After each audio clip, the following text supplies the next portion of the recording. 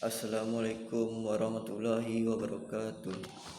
Alhamdulillahilladzi arsala rasulahu bil huda wa dinil haqq liyudhhirahu ala dini kullihi wa kafa billahi syahida.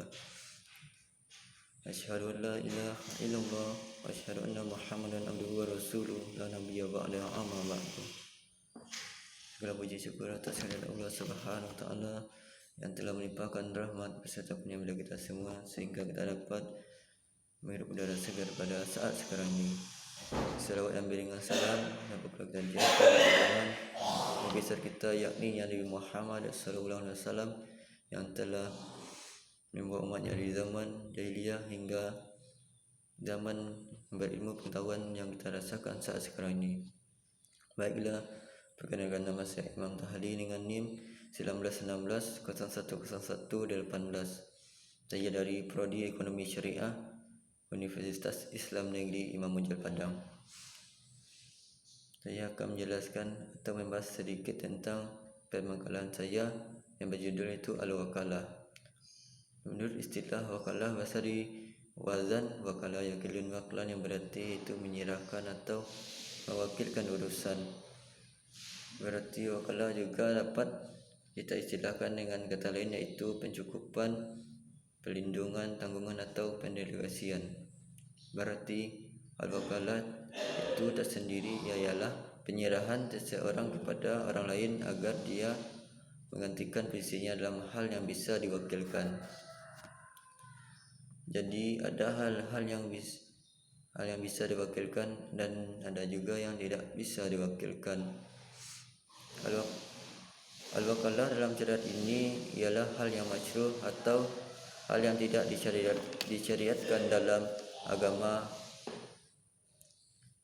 dan begitu pula al-wakalah juga memiliki landasan hukum. Dasar hukum dari al-wakalah adalah boleh dilakukan dalam ikatan kontrak yang disyariatkan dengan dasar hukum ibadah atau diperbolehkan. Al-wakalah bisa menjadi sunnah, makruh, haram atau bahkan wajib sesuai dengan niat pemberi kuasa. Al-wakalah juga terdapat dalam surat At-Taubah ayat 60 yang bunyi a'udzubillahi minasyaitonirrajim bismillahirrahmanirrahim innamas shadaqatu lil fuqara'i wal masakin wal 'alimina 'alaiha. Artinya sungguhnya zakat itu hanyalah untuk orang-orang kafir, orang miskin, amil zakat. Dan adapun cara-cara wakalah yang bisa diwakilkan atau digantikan adalah yang pertama yaitu hal tersebut diperbolehkan dalam syariat untuk diwakilkan atau digantikan. Dan ada ibadah-ibadah yang bisa diwakilkan dan ada yang tidak bisa diwakilkan. Contoh ibadah-ibadah yang bisa diwakilkan ialah seperti sedekah, menikah contohnya kita berada sekarang di luar kota dan acara pernikahan ini diadakan pada hari ini, maka kita bisa diwakilkan oleh adik kita atau saudara kita dengan syarat atas nama kita sendiri. Yang contoh ibadah yang tak boleh diwakilkan pada orang lain yaitu contohnya puasa, salat dan lain-lain. Dan syarat yang kedua ialah dimiliki orang berwakil ketika dia mewakilkan.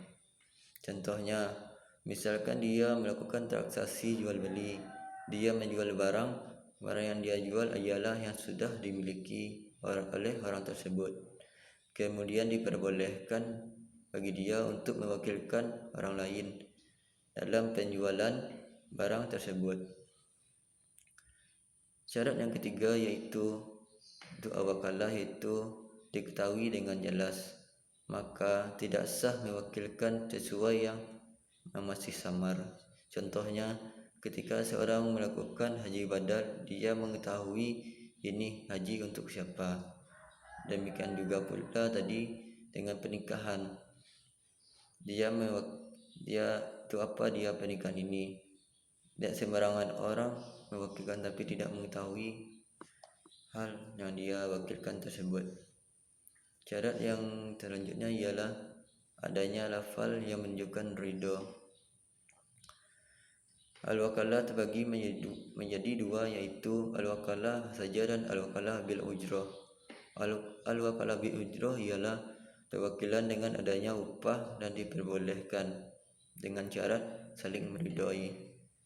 Baiklah, hanya itu yang dapat saya jelaskan dan saya bahas tentang al-wakalah. Saya sudahi. Wassalamualaikum warahmatullahi wabarakatuh.